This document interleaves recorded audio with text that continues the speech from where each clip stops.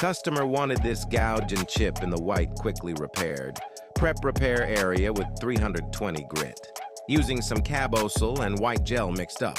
Really good to make a gel paste using that as filler. After fairing flat spray gel over repair, sand up through the grits and buff.